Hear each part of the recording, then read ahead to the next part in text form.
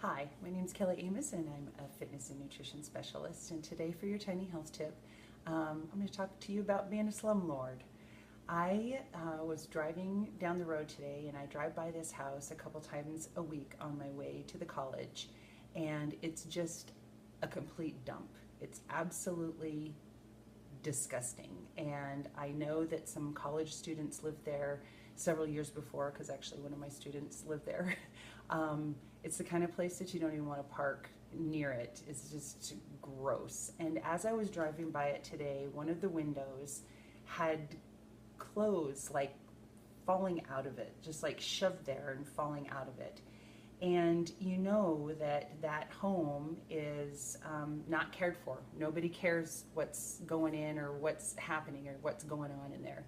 And the owner of the house doesn't care either. So they can just keep putting these delinquent and tenants in there, and they'll be there for a year, and then they'll probably pay somebody $300 to go in and clean it out just enough, maybe throw a coat of paint on just enough so that they can rent it again. Hi, Kellen. And so there's no care. There's just maybe a little bit of upkeep every once in a while, just so the thing doesn't fall apart. Well, that I think is how some people treat their bodies. We're slumlords, and as of January 2015, the average American spends $1,200 on fast food a year. 70% of Americans consume fast food up to 3 times per week. 70.7% of Americans are overweight or obese. Interesting that those numbers are the same, 70%.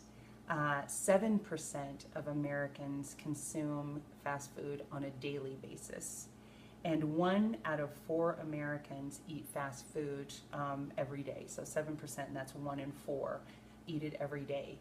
And these are just absolutely empty calories, and they're high calories, but they're loaded with just bad things. There's nothing nutritious about fast food. There just isn't. And so all it's doing is filling your belly. In 2012, more than 1/3 of children and adolescents were obese or overweight. So I'm going to go back to what we're teaching our kids is carrying into adulthood, with 70% of our population overweight and obese and when you look at the fast food consumption, those numbers all match up. They all match up, and we are teaching our children that it's okay to eat that kind of food.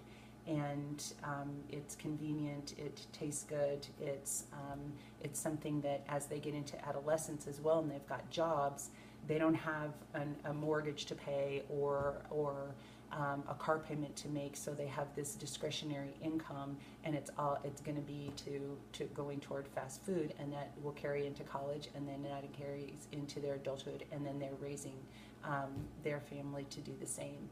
So don't treat your body, don't be a slumlord. And even if it means that when you think of your house and how you like to keep it clean and you probably function better, we're pretty neat and tidy. Our house is not disgusting by any means. Yet I like to have that extra insurance of knowing that I really like to have a clean house, and I'm very busy. And that's something that I would rather invest in, having somebody come and help me to know that my house is clean. And I feel the same way about food. I'm going to eat really well, but I will invest a little bit more so that I can function better, and I have less stress, and overall my wellness is better. That's how I see it. So consider with the busier schedules and the changes in the season, what kind of management you're doing on your body, and how much care you're putting into it as far as your food choices. I hope this was a helpful tip, and pretty staggering statistics, and they're true. I didn't make them up. Have a great night. Thanks for listening, and thanks for sharing. See you tomorrow.